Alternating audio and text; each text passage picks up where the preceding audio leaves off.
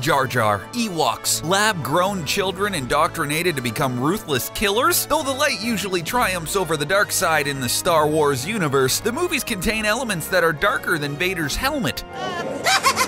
Want the latest Star Wars news, theories, trivia, and more? Then subscribe to CBR to stay up to date with all the awesome videos on the daily. He's taking us to... Quiet! And there's a fresh one if you mouth off again. We'll take them from here. Mass extinction. The Amazon has to be saved, we're told, because of all the animals and planets that will go extinct if this tropical forest is destroyed. Plants and animals that may hold the key to life-saving medicines. So now imagine what would be lost if all the forests of Earth were destroyed and eventually the planet itself. Each of the worlds incinerated by the Death Star and Starkiller Base likely had thousands, if not millions, of unique indigenous species. Maybe Hosnian Prime hosted a bee venom that could cure annoying sand. Perhaps Alderaan had the cure for 5th-degree burns, and Anakin could have lived helmet and suit free. Unless the Emperor set aside funds for a galactic zoo, it's unlikely many of these species will ever be seen or heard from again. And let's not forget about the millions of lost human lives. Leia's adopted father, Bail Organa, said that the galaxy knows Alderaan as the planet of beauty. When Grand Moff Wilhuff Tarkin used the Death Star on Alderaan, its beauty was wiped completely off the face of the galaxy. Even more tragic, Bail Organa was included in its death toll. The Emperor forced Princess Leia to watch its destruction. Starkiller Base may be made from an ice planet, but what the Empire did with the Death Stars is even colder. Truly wonderful the mind of a child is. Younglings Soldiers. The Republic doesn't seem to follow basic UN guidelines, but neither do the Jedi. Which is odd because you'd think at least Jedi would oppose breeding children to become ruthless killers. In Attack of the Clones, it's revealed that Jedi Master Sifo Dyas secretly commissioned Kaminoan cloners to create an army for the Republic. Upon Dyas' death, the Sith took over the cloning project. They chose bounty hunter Jango Fett as the genetic template and instructed the Kaminoans to get cloning. When Obi-Wan visits the water planet Kamino, Lama Su takes him on a tour of their facility. The Jedi witnesses the entire cloning process. He sees thousands of fetuses in glass jars, hundreds of children being programmed into soldiers, uncountable clone troopers grabbing their helmets. To recap, Obi-Wan Kenobi sees thousands of unborn babies that he knows will soon become children thanks to the enhanced growth acceleration. Children that will spend their formative years undergoing behavior modification in order to turn them into subservient super soldiers. As a Jedi, of course, Obi-Wan does absolutely nothing. Thankfully, Yoda gets involved. The clone troopers are placed under the leadership of the Grand Master. Aware of their history as farm-raised infants, Yoda orders them to fight in the Battle of Geonosis. No one seems to mind that. Somewhere in space, there are children being bred to become cannon fodder. Desperate times, I guess? Check it out, Corporal. We'll cover you. Roger, roger. Programmed to feel pain. In Return of the Jedi, you may think the worst thing that happened in Jabba's lair is the Hutt forcing various species to dress in bikinis and dance around. It is pretty awful, but worse may be the droid-on-droid violence. In the Star Wars universe, it's pretty clear that droids have unique personalities. There's the stuck-up C-3PO, Rogue One's cynical K-2SO, and the Force Awakens' bubbly BB-8, which makes the scene in Jabba's lair that much more appalling. The droid 8D8 mans a lever. As he pulls it, a GNK droid is flipped upside down so a scalding piece of metal can be pressed against his feet. GNK actually screams, "Ow, ow, ow!" C-3PO reacts with horror. The branded GNK droid brings up another horrific point. Does this mean droids can feel pain? If so, consider the combined agony of the battle droids in the Phantom Menace's climactic battle. In Rogue One, K-2SO's powering off is slow and drawn out. Though K-2SO does get a few good shots in, he himself is blasted in the neck by a stormtrooper. The droid does his best to fight back, but he's hit by dozens of lasers. He eventually succumbs to his wounds, falls to the ground, and the literal light in his eyes goes out. So why did they program droids to feel pain? Fear leads to anger. Anger leads to hate. Hate leads to suffering.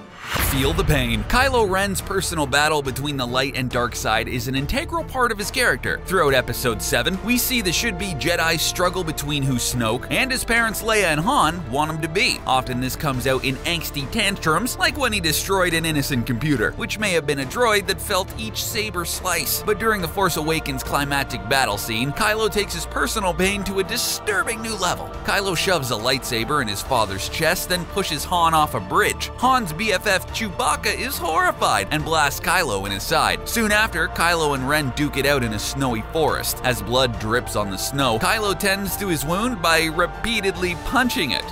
Kylo's reason for smacking his wound? Because it's painful. As Yoda kind of taught us in Episode 1, pain leads to hurt, hurt leads to anger, anger leads to suffering, and suffering leads to the dark side. Kylo wraps his wound because each hit makes him hurt even more and drives away the light. It also strengthens his dark force abilities and darkens the Star Wars universe. What, do you think you're some kind of Jedi waving your hand around like that? Harsh interrogation. Star Wars has more torture scenes than most R-rated films. Hardly a movie can go by without a character undergoing a brutal interrogation. In A New Hope, Vader wants to know the location of the Rebel base, but Leia's not talking. The Empire, however, has ways of making people talk. Leia's trapped in her jail cell when suddenly a droid hovers into view, a droid with a pointy metal syringe. In The Empire Strikes Back, Vader and a host of stormtroopers fasten Han Solo to essentially an electric chair, then mercilessly zap the poor Han to prove the Empire is more menacing than anyone could imagine. Even when Mickey Mouse took over, the torture continued. Maybe learning from his grandfather, The Force Awakens features Kylo Ren forcefully interrogating Poe to find the location of the map to Luke. Later, Kylo will attempt a similar technique on Rey. It's the first time we've seen a Jedi mind trick used for evil. In Rogue One, Saw needs to get information out of body. Without Vader's torture droids or Kylo's force abilities, Saw has to rely on Gullet, the mind-reading octopus, whose side effects include making you go crazy. We don't see what the evil octopus did to Body, though he does seem in absolute shock after the ordeal, kind of like the viewer. Doesn't sound so bad to me.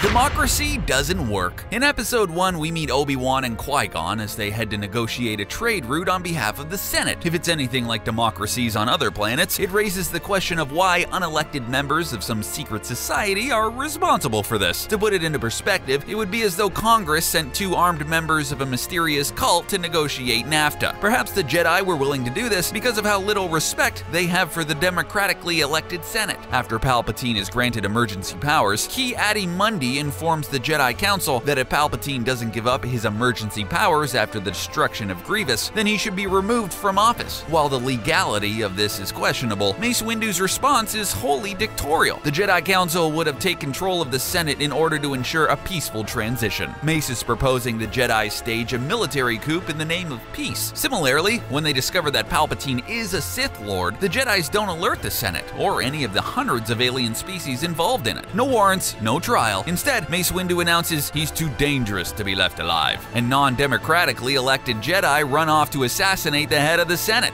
Hello, boyos.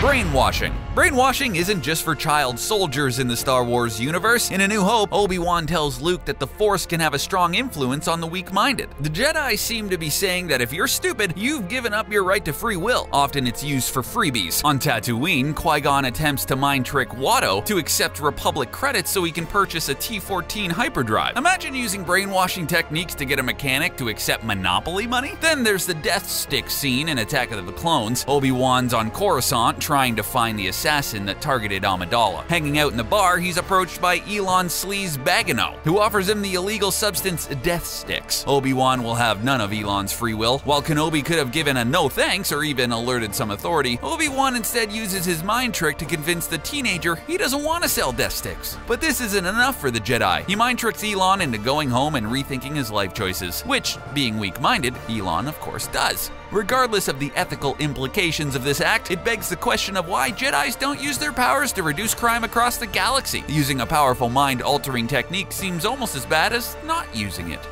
I thought I told you to stay on the ship.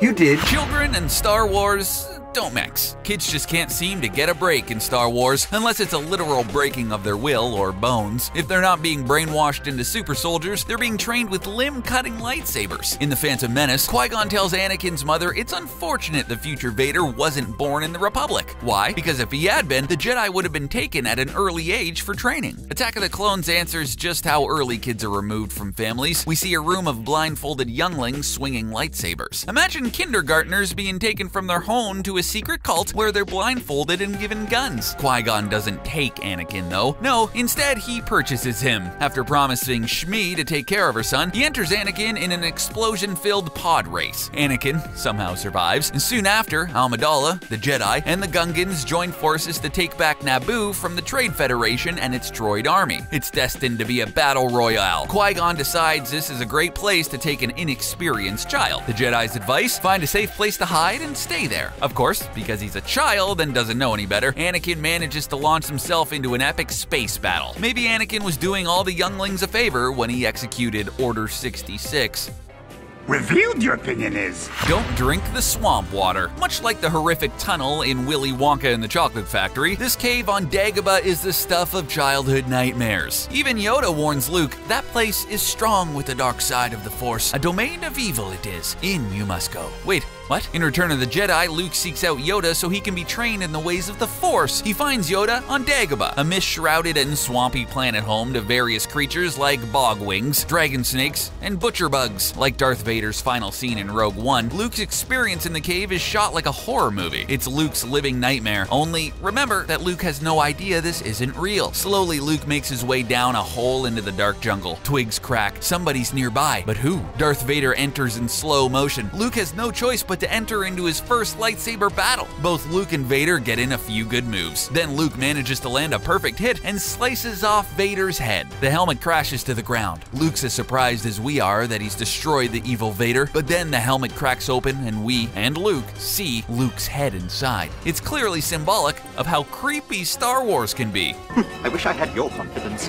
Jedi don't care. Well, we've saved the worst for last. Across the series, we're told that the dark side is a world of fear, anger, hate, and suffering. This is evident in the way the dark side fight. The Emperor grins and smiles as he lightnings Luke. Kylo Ren goes on lightsaber tantrums. Darth Vader slices off his son's hand. Jedi, on the other hand, seem calm and almost clinical in their sword fights. They take no joy in wielding a lightsaber. The problem is, Jedi Masters also don't seem to experience much regret in anything they do. As we've seen in our countdown, young Luke never wonders about all the innocents aboard the Death Star he destroyed. In Return of the Jedi, Luke blows up a pleasure barge, which doubtlessly contained at least a few innocent couples just trying to reignite their love life. As we've also seen, droids have emotions and experience pain. In Episode 1, they even joke around and talk about their fear of death, yet the Jedi have no reservations sabering them to the ground. In fact, there isn't one line in any of the 8 movies that indicate the Jedis feel an ounce of guilt for the thousands of people and droids they've destroyed. Maybe this is why, in The Last Jedi trailer, Luke says, "The Jedi must end." The dark side I sense in you. Did we include Star Wars' darkest moments? Or do you know one we missed? Let us know your deepest, darkest Star Wars secrets below. Don't forget to subscribe and share this video. May the Force be with you.